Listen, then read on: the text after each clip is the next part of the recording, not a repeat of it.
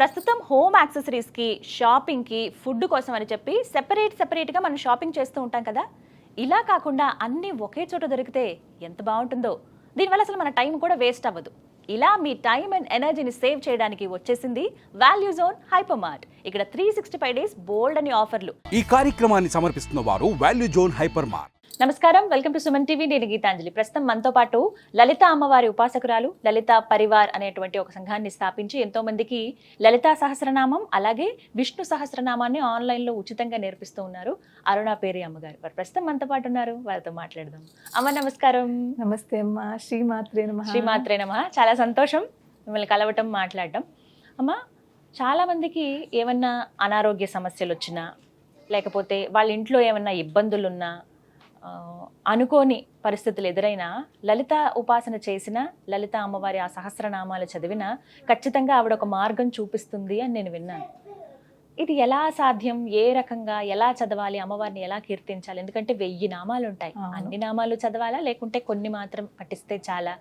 ప్రత్యేకించి అనారోగ్యంతో ఉన్న వాళ్ళకి వివరించండి. తప్పకుండానమ్మా, చాలా మంచి ప్రశ్న వేశారు. ఈ రోజుల్లో చాలా అవసరము. ఈ రోజుల్లో చిన్న పిల్లలప్పటి నుంచి కూడా చాలా హెల్త్ ఇష్యూస్, పుట్టిన పిల్లలకు కూడా ఎన్ని హెల్త్ ఇష్యూస్ వస్తున్నాయో. సో మనకు లలితా శాస్త్రం ప్రతి దానికి కూడా రెమెడీ అమ్మా. మన లైఫ్లో ఏ ప్రాబ్లమ్స్ అయితే మనం ఫేస్ చేస్తున్నామో, ఏదైనా అన్నింటికీ కూడా లలితా శాస్త్రంలో అనేక శ్లోకాలు ఉన్నాయి.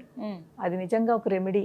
మనం భక్తి, శ్రద్ధతో, నమ్మకంతో కనుక పాటిస్తే దేన్నైనా కూడా తీస్తుంది, మనలో ఆ చేంజెస్ కనిపిస్తాయి. అంత గొప్పది ఈ లలితా శాస్త్రము, అంత విశిష్టత ఉంది. మీరు అడిగారు హెల్త్ ఇష్యూస్. అనారోగ్యం ఉన్నప్పుడు ఎటువంటి నామాలు అమ్మవారిని మేము చదువుకోవాలి, పఠించాలి, వివరించండి. లలితా శాస్త్రంలోనమ్మా సర్వ వ్యాధి ప్రశమని, సర్వ మృత్యు నివారిణి అని ఒక నామం ఉంది. ఇది 112వ శ్లోకంలో సెకండ్ లైన్ ఉంటుంది చూడండి. 112వ 112లో సర్వ వ్యాధి ప్రశమని, సర్వ మృత్యు నివారిణి. ఇది చాలా అద్భుతమైన మంత్రం అమ్మ. ఇది నామము. అదే కనుక మనం మంత్రంగా తీసుకుంటే ఇది ఒక మంత్రం. దీనికి లాస్ట్ లో యై నమః ఒక్కటి యాడ్ చేయాలి. సర్వ మృత్యు నివారిణి యై నమః. సర్వ వ్యాధి ప్రశమని, సర్వ మృత్యు నివారిణి యై నమః. ఇది ఎంత అద్భుతమైన మంత్రం అంటేనమ్మా, ఇక్కడ దీని మీనింగ్ తెలుసుకుందాం. సర్వ వ్యాధి ప్రశమని, అన్ని సర్వము అంటే ఏదైనా, అన్ని బాధలు. వ్యాధి అంటే రోగములు. ప్రశమని అంటే ప్రశమింపజేస్తుంది, అంటే తీసేస్తుంది. సర్వ మృత్యు నివారిణి. మృత్యు అంటే ఇక్కడ భయం అని అర్థం. ప్రతి మనిషి హెల్త్ ఇష్యూస్ ఉన్న వాళ్ళు భయం ఎక్కువ పడతారు. ఏమవుతుందో, ఏంటవుతుందో అని. పాపం ఒకటి డబ్బులు ప్రాబ్లము వల్ల కూడా భయము. అలాగే తగ్గుతుందో తగ్గదో, పిల్లలు ఉన్నారు, పెద్దవాళ్ళు ఏం చేయాలి, ఎలా ఉంటారు, దీంతో ఈ భయంతో వాళ్ళ రోగం ఇంకా పెంచుకుంటున్నారు. కానీ ఆ భయం కూడా సహజం. పాపం భయమే సగం మనిషిని చంపేస్తుంది. సో మనకున్న ప్రాబ్లం ఎంత అయితే ఈ భయము ఆ ప్రాబ్లం అంత పెద్ద చేస్తుంది. సో ఆ భయాన్ని తీసేస్తుంది. సర్వ మృత్యు నివారిణి. నివారిణి అంటే తీసేస్తుంది. ఎప్పుడైతే మనం అమ్మవారిని భక్తి, శ్రద్ధతో, నమ్మకంతో మనం ఈ నామం కనుక చదివితే మనలో ఉన్న భయాన్ని తీసేస్తుంది, మన రోగాలని పూర్తి నివారణ చేస్తుంది. అంత గొప్ప మంత్రము, నామము ఈ లలితా శాస్త్రంలో ఉంది. కానీ ఇక్కడ ఏంటంటే రోగములు, హెల్త్ ఇష్యూస్. ఆ హెల్త్ ఇష్యూస్ రావడానికి కూడా చాలా కారణాలు ఉంటాయమ్మా. ఒకటి నార్మల్గా మన హెల్త్, మన లైఫ్ స్టైల్. మ్యాక్సిమం రోగాలు కూడా లైఫ్ స్టైల్ చేంజ్ మూలంగానే వస్తున్నాయమ్మా. యంగ్గా చక్కగా ఉన్న వాళ్ళందరూ కూడా చాలా హెల్త్ ఇష్యూస్తో బాధపడుతున్నారు. ఎందుకంటే వాళ్ళ లైఫ్ స్టైల్ సరిగ్గా ఉండదు. ఏదో ఒక ప్రాబ్లం ఉంటుంది. అవును, ఏదో ఒక ప్రాబ్లం ఉంటుంది. రోగాలకి ఇంకొక మెయిన్ కారణం స్ట్రెస్. ఈ స్ట్రెస్ ఎక్కువ ఎవరికైతే ఉంటుందో వాళ్ళు బాడీలో నెగిటివిటీ వెళ్తుంది కదమ్మా. రోగాలు ఎప్పుడు వస్తాయి? మన లోపల ఇమ్యూనిటీ సరిగ్గా లేకుండా, అది మన పల్స్ అవన్నీ యాక్టివేట్ సరిగ్గా లేకపోతే కదా ఎక్కడో నొప్పులనో, ప్రాబ్లంలనో, రోగాలనో, లేకపోతే జ్వరమనో ఇవన్నీ వస్తున్నాయంటే లోపల ఏదో మనకి ప్రాబ్లంగా ఉంది, అంటే సరిగ్గా పనిచేయట్లేదు. దాని గురించి వస్తున్నాయి. సో ఈ రాకుండా ఉండడానికి మనం కొంచెం కొత్త హెల్త్ బాగుండాలి అంటే భోజనం అది సరిగ్గా ఉండాలి. సాత్విక భోజనం చేస్తే చాలా మంచిది. తర్వాత మనము టైం టు టైం భోజనం కూడా టైం టు టైం చేసిన వాళ్ళకి కాస్త హెల్త్ బాగుంటుంది. ప్లస్ మన ఆలోచనలు, మనం బుర్రను పాడు చేసుకుంటాం కదమ్మా. చాలా మంది హెడేక్తో, ఎంతమంది సివియర్ హెడేక్తో బాధపడుతున్నారు. ఎవరిని చూసినా కూడా వాళ్ళు అంటారు మాకు ఎలాంటి ఆలోచనలు మేము ఆపుకోలేకుండా ఉంటాము. స్ట్రెస్ అంతా ఇక్కడ పెట్టుకున్నారమ్మా. పెట్టుకుని అదే అదే అదే అదే ఆలోచిస్తుంటే ఇప్పుడు చూడండి, నెగిటివ్ పాజిటివ్, అది మన ఎనర్జీ అనుకోండి. నెగిటివ్ ఎనర్జీ పాజిటివ్ రెండు ఉన్నాయి కదా. నెగిటివ్ ఎనర్జీలో అందరూ 90% అందరూ నెగిటివ్ ఎనర్జీలో ఉంటున్నాము. ఆ నెగిటివ్ ఎనర్జీ మనం దాన్ని పెంచుకుంటున్నాము. ఎంత ఉంటుంది అది ఉంటూ ఉంటూ దాన్ని ఆలోచిస్తూ పెంచుకుంటున్నాము. మన చేతుల్లోనే ఉంది, అసలు మన చేతుల్లోనే ఉంది, కానీ ఎక్కువ ఆలోచించేసి పాడు చేసుకుంటున్నాము. సో అలాగే పాజిటివ్, ఇప్పుడు ఈ పాజిటివ్ ఎనర్జీ అంటే ఒకవేళ మనకి ప్రాబ్లం ఉంది, బాధ ఉంది, కష్టం ఉంది, దానిని మనం పాజిటివ్గా ఇవాళ వచ్చింది కదా ఈ కష్టము, దాన్ని ప్రయత్నం చేద్దాము, దాని నుంచి మనం ఎలా బయటపడదామా, ఆ బాధ ఎలా తీరుతుందా. బాధ ఉంది కానీ బాధ ఎందుకు ఇలా అనుకుంటే అది ఎక్కువ అవుతుంది మీకు. ఏం పర్వాలేదు, ఈ బాధ ఇవాళ ఉంది కదా, దాన్ని మనం ఎలాగ బయటకు పడదామా దాని నుంచి అని ఆలోచన పాజిటివ్గా ఆలోచించండి. ఆ బాధను మర్చిపోయేలాగా మీరు కాస్త ఏదో ఒకటి స్పిరిచువల్లో శ్లోకం కానీ మంత్రం కానీ, లేకపోతే మంచి మీకు హ్యాపీనెస్ ఇచ్చేది. కొంతమందికి డ్యాన్స్ అంటే ఇష్టం ఉంటుంది, కొంతమందికి పాటలు అంటే సంగీతం అంటే ఇష్టము. మీ స్ట్రెస్ని రిలీఫ్ చేసుకోవాలి అంటే ఒకటి స్పిరిచువల్గా ఉండండి. ఒకవేళ అందులో కుదరదు అంటే కొంచెం పాటలు, సంగీతము, లేకపోతే డ్యాన్సు, దీంతో కూడా మీరు స్ట్రెస్ రిలీఫ్ ఉంటారు. ఈ బాధలు ఉన్నప్పుడు కూడా, హెల్త్ ఇష్యూస్ ఉన్నప్పుడు కూడా వాళ్ళు ఆ హెల్త్ను ఎక్కువ పట్టుకోకుండా, ఏ బాధ ఉందో దాన్ని తలుచుకోకండి. వచ్చింది ఉంటోంది, దాన్ని తలుచుకుంటే మీ బాధ ఎక్కువ అవుతుంది. దాన్నే తలుచుకుంటుంటే మీరు డౌన్కి వెళుతున్నారు. దాన్ని తలుచుకోకుండా మీరు యాక్టివ్గా ఉండండి, ఎంగేజ్గా ఉండండి. మనని మనం ఎంగేజ్గా ఉంచుకోవాలి మంచి పనులతోటి. ఆ ఎంగేజ్గా ఉంటే మీ బాధను మర్చిపోతారు. ఒక విషయం చెప్పనా ఇక్కడ మీకు. ఇప్పుడు మనకి ఒక 2 days ముందు చాలా పెద్ద యాక్సిడెంట్ అయ్యి ఒక పెద్ద కొంచెం దెబ్బ తగిలింది చేతి మీదో కాలు మీదో. ఆ 2 రోజులు చాలా బాధపడిపోతున్నాం, అయ్యో ఇంత పెద్ద దెబ్బ అని. ఇంకో 2 రోజుల తర్వాత మళ్ళీ పెద్ద యాక్సిడెంట్ అయ్యి ఇంకోటి ఏదో పెద్ద దెబ్బ తగిలింది. ఈ బాధను మర్చిపోతాం. దానికన్నా ఇది ఎక్కువ ఉంది అని అంటున్నాను. ఇది మర్చిపోతాము, దాన్ని పట్టుకుంటాము. అలాగే మనం కూడా మనకి ఏ బాధలైతే ఉందో దాన్ని మనం మర్చిపోవడానికి ప్రయత్నం చేయాలి. ఉంది అని అనుకోకూడదు, ఉన్నా కూడా లేదని అనుకోవాలి. నిన్ననే నేను ఎక్కడైతే ఉన్నానో మీరు చెప్తే చాలా ఆశ్చర్యపోతారు. లైవ్ ఎగ్జాంపుల్, ఇక్కడ హైదరాబాద్లోనే ఉంటూ ట్రీట్మెంట్ జరుగుతోంది. ఆ పేరు అది చెప్పను నేను. ఆస్ట్రేలియాలో ఉంటారు వాళ్ళు. ఆస్ట్రేలియాలో ఉంటారు. అమ్మాయి చాలా 40 years అమ్మాయి, క్యాన్సర్, చాలా అంటే లాస్ట్ స్టేజ్ క్యాన్సర్ అమ్మాయి. అక్కడ డాక్టర్స్ గివప్ ఇచ్చారు, ఇంకా మీకు ఏం అవ్వదని చెప్పారు. ఇంకా అలా చెప్పిన తర్వాత వాళ్ళు ఇక్కడికి వచ్చారు, హైదరాబాదు. ఇక్కడికి వచ్చి ట్రీట్మెంట్ స్టార్ట్ చేశారు. ఎవరి ద్వారానో వాళ్ళకి తెలిసింది, ఇలా లలితా పరివార్ వాళ్ళు లలితా శాస్త్రం అది నేర్పుతున్నారు, బాగుంటుంది, చాలా బాగుంటుంది, మీకు మైండ్ ఫ్రెష్గా ఉంటుంది, మీరు జాయిన్ అవ్వండి అని. తను ఎలాగో అలా పట్టుకుని జాయిన్ అయింది క్లాసెస్. నావన్నీ వింటుంటే నేను ఒక దాంట్లో ఇలాగ మీనింగ్ చెప్తున్నాను కదా, చాలా మనసుకి అట్టుకుంది అనమాట.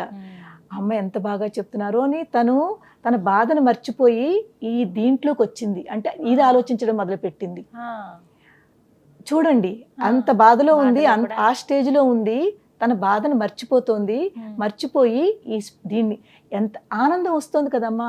ఒక పక్కన బాధ ఉన్నా దాన్ని డౌన్ చేస్తోంది ఈ సంతోషం. అప్పుడు తనకి అర్థమైందిట, తన ఇంట్లో ఇప్పుడు ఆ అమ్మాయి ధైర్యంగా ఉంది. ఎవరి ద్వారానో తెలిసింది నేను హైదరాబాద్ వస్తున్నానని. అంత అంటే తను ఏంటంటారు దాన్ని, ఇవి చేయించుకుంటోంది, థెరపీ ఉంటుంది కదా, రేడియేషన్ థెరపీ జరుగుతుంది. నిన్ననే తనకి థెరపీ ఉండాలి. థెరపీ అంటే చాలా బాధ ఉంటుంది, కిమో అంటారు కదా, కిమో ఇస్తున్నారు. ఆ చేయించుకున్నప్పుడు ఎంత బాధ ఉంటుందో. కానీ తనకి ఒక ఇదనమాట, ఎలాగైనా అమ్మ వచ్చారు, నేను వెళ్ళాలని. నాకు మా మెంటర్ ద్వారా తెలిసింది, అమ్మ తను మీ దగ్గరికి వస్తుందిటని. నేను వద్దన్నాను, అమ్మ తను కిమో చేయించుకుంటోంది, అస్సలు బాగోలేదు, నేను అమ్మాయి దగ్గరికి వెళ్తాను, అతను ఆ అమ్మాయి ఎక్కడుందో చెప్పండి, నేను వెళ్తాను అని చెప్తే తను అందుట లేదు, నేను అమ్మ దగ్గరికి వెళ్ళాలి, అమ్మ నా దగ్గరికి వద్దు, నేను అమ్మని దగ్గరికి వెళ్ళాలని తన పేరెంట్స్ తోటి తన హస్బెండ్ తోటి వచ్చింది నిన్న. వచ్చింది, వచ్చి కలిసింది. బాధ ఉంటుంది, ఒక బాబు ఒక పాప చిన్న పిల్లలు తనకి. తో కానీ తన ముఖంలో ఒక ధైర్యం చూశాను నేను. ఆ ధైర్యము స్పిరిచువల్లా వచ్చింది తనకి, భక్తితో ఉండి. ఇలాగే చూడండి, ఎవరిదైనా ఇప్పుడు మీరైనా నేనైనా లైఫ్ని ఎవ్వరు మనం జడ్జ్మెంట్ చేయలేము. మన లైఫ్ ఇంత ఉంది అని ఎవరు చెప్పగలరా? అసలు అది మన సాధ్యం కాదు, అది మన వాళ్ళ కాదు. మనం ఇంత అందంగా ఇప్పుడు మాట్లాడుతున్నామా, నవ్వుతూ ఉన్నామా, నెక్స్ట్ క్షణం ఎలా ఉంటుందో మనకేం తెలుసు? చెప్పలేము, ఎవరికి చెప్పలేము. తనకి నేను అదే అన్నాను, ఎవరిది లైఫ్ మనం ప్రిడిక్ట్ చేయలేము. అందు గురించి ఏది జరుగుతుంది, ఇలాగ ఎందుకు అయిపోతుంది అని బాధపడే కంట ఏది జరిగినా పర్వాలేదు అని మనము దానికి ప్రిపేర్ అయిపోయి ఏం పర్వాలేదు అని మనము దాన్ని ఆ నెగటివిటీ నుంచి బయటకు వస్తే తప్పకుండా పాజిటివిటీ ఎప్పుడైతే పెరిగిందో మీలో మీకు ఆ డాక్టర్లు ఏదైతే చెప్పారో దాన్ని కూడా మీరు క్రాస్ చేస్తారు, ఇంకా బాగుంటుంది మీకు అని చాలా మంచిగా చెప్పాను. ఇదే శ్లోకం నేను అమ్మాయికి ఇచ్చాను. సర్వవ్యాధి ప్రశమని సర్వమృత్యు నివారిణి అయిన మహా, ఈ శ్లోకం అమ్మాయికి ఇచ్చాను. తర్వాత అమ్మాయి ఇప్పుడు నేను అన్నాను, చూడండి అమ్మ, డాక్టర్లు అమ్మాయికి టైం కూడా ఇచ్చారు. కానీ నేను అన్నాను, లేదు, నాకు మీలో అది కనిపిస్తోంది, మీరు చాలా బాగుంటారు, మీరు చెయ్యండి, మన ప్రయత్నం మనం చేద్దాము, తర్వాత అమ్మవారు ఏం చేయాలో తను చూసుకుంటుంది. కానీ మనం బాధపడుతూ ఇంకా ఒకవేళ సపోజ్ 1 year ఇచ్చారనుకోండి, 6 months ఇచ్చారనుకోండి, ఆ 6 months బాధపడుతూ ఉండే కంట పాజిటివ్గా నవ్వుతూ, అబ్బా ఇంకా నా దగ్గర 6 నెలలు ఉంది, మనం ఎందుకు అలా తీసుకోమమ్మా? భయపడతాం కదా, భయమే కదా మెయిన్. ఇంకా నా దగ్గర ఇంకా 6 నెలలు ఉంది అలా అనుకోండి. అయ్యో ఓన్లీ 6 నెలలేనా అనుకునే బదులు 6 నెలలు ఉంది. మన పరీక్షిత్ మహారాజుని గుర్తు చేసుకోండి. మా పరీక్షితుల వారి దగ్గర 7 రోజులే ఉండాలి. ఆ 7 రోజులు పాజిటివ్ గా తీసుకుని భాగవతం అంతా విన్నారు, విని మోక్షానికి వెళ్ళారా లేదా? 7 రోజులు నా దగ్గర ఉందనుకున్నారా లేదా? ఓన్లీ అయ్యే నా దగ్గర 7 రోజులే ఉందని ఏడవలేదు కదా. ఎంత ధైర్యంగా ఉన్నారు అతను. అలాగా మనం కూడా మన జీవితంలో నెగిటివ్ గా ఆలోచించకుండా ఆ బ్యాడ్ పర్సన్ పాజిటివ్ లోకి తీసుకోండి, అప్పుడు మీ లైఫ్ ఇంకా బాగుంటుంది, ఆనందంగా ఉండగలుగుతారు. సో ప్రతి వాళ్ళకి ఈవెన్ ఈ శ్లోకం అమ్మ పాపం చిన్నపిల్లలు ఉంటారు, వాళ్ళు పలకలేరు కదా. అయితే ఈ శ్లోకం ఎన్నిసార్లు పఠించాలి, సమయము, ఇవి కూడా చెప్పండి. చాలా మంచిది. ఇప్పుడు ఈ సమయము పఠించడము మనకు ఒక మినిమం కూడా పెట్టుకోవచ్చును. అందరి దగ్గర టైం లేని వాళ్ళకి మినిమం 11 times మీరు ఈ శ్లోకం చదువుకుని ప్రతిరోజు చదువుకోవాలి. అదే కనుక చిన్న పిల్లలు చాలా పెద్దవాళ్ళు ఇది పఠించలేరు అనుకోండి, వాళ్ళ పక్కన కూర్చుని మనం చదువుతున్నది ఈ వైబ్రేషన్స్ వాళ్ళకి టచ్ అవ్వాలి, వాళ్ళ వినేలాగా, వాళ్ళ చెవుల్లో పడేలాగా. ఒకవేళ ఏ పోర్షన్ అంటే వాళ్ళకి చేతులు ప్రాబ్లమా, కాళ్ళు ప్రాబ్లమా, లేకపోతే ఇలాంటి ప్రాబ్లం ఉన్న వాళ్ళకి వాళ్ళ దగ్గర వెళ్ళి వాళ్ళు టచ్ చేయండి, ఈ మంత్రం చదువుతూ టచ్ చేయండి, వాళ్ళ ఆ పార్ట్ని టచ్ చేయండి. టచ్ చేస్తే ఈ వైబ్రేషన్స్ ఆ పార్ట్కి వెళ్ళి అది యాక్టివేట్ అవుతుంది.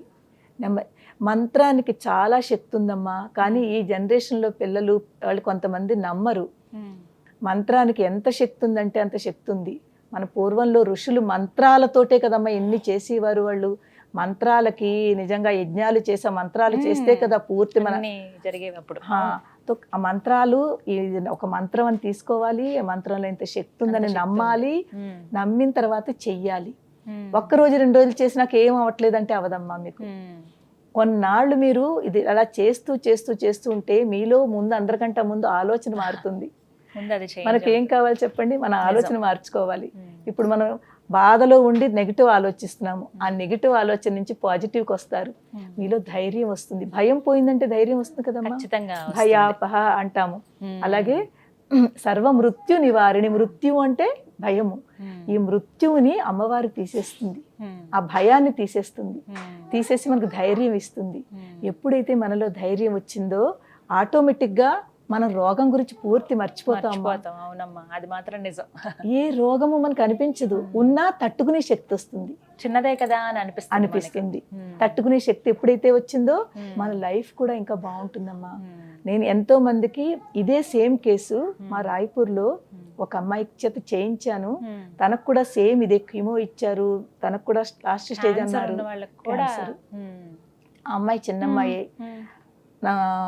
ఎప్పుడైతే నన్ను పట్టుకుని లలితా శాస్త్రం పట్టుకుని ఈ నామం చదివిందో, ఈ డాక్టర్లు ఏదైతే వాళ్ళకి గివప్ ఇచ్చారో ఇంకా అవ్వదని, ఆ అమ్మాయి ఇప్పుడు ఎంత బాగుందంటే, ఏదైతే వాళ్ళు లైఫ్ ఇంకా ఉండదు అని ఎలా అయితే చెప్పారో ఇప్పుడు ఆ అమ్మాయి ఎంత హ్యాపీగా ఉందంటే, అంటే మీరు నేను ఎలా ఉన్నామో అలా ఉంది అమ్మ. అది నిజంగా అమ్మవారిదేనమ్మా. ఆ అమ్మాయి ఇలాగ మీరు నేను ఇప్పుడు ఎలా ఉన్నామో జాబ్ చేసుకుంటోంది, తనకు కూడా 2 పిల్లలు, ఎంత హ్యాపీగా ఉందో. కానీ నమ్ముతుంది అనమాట, నమ్మకం పెట్టుకోవాలి. అందరికంటే మనలో ఉన్నది నమ్మకం తక్కువ.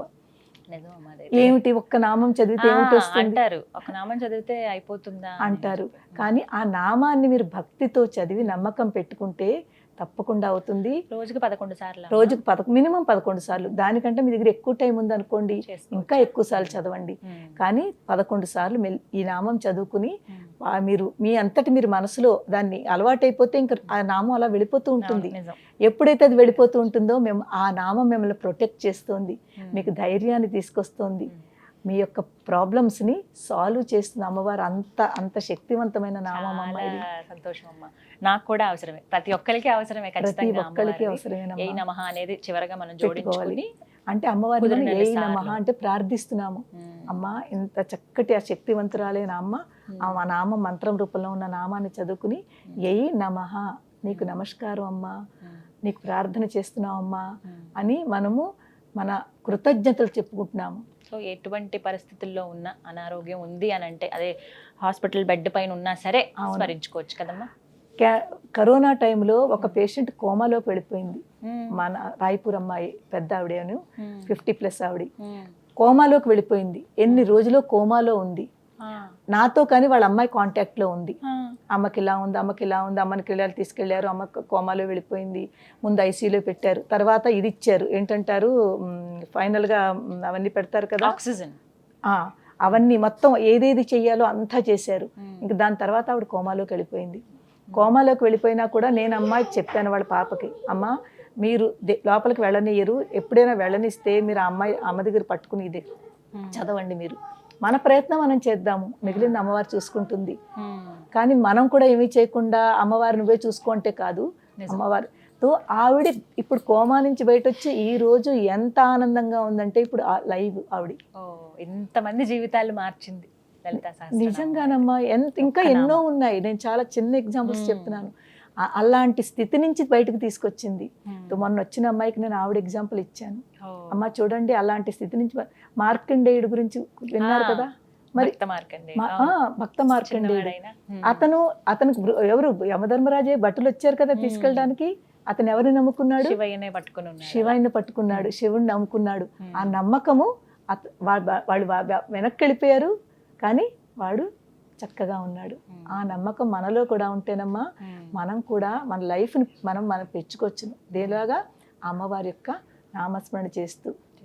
చాలా చక్కగా చెప్పారమ్మా. 112వ శ్లోకంలో సెకండ్ లైన్ ఏమా, సర్వవ్యాధి ప్రశమని సర్వమృత్యు నివారిణి అయిన మహా. ఇది మినిమం 11 సార్లు, మాక్సిమం వాళ్ళ ఇష్టము, ఎప్పుడైనా సరే చదువుకోవచ్చు. చదువుకోవచ్చును. చాలా సంతోషం అమ్మా, ధన్యవాదాలు. శ్రీ మాత్రే నమః అమ్మా.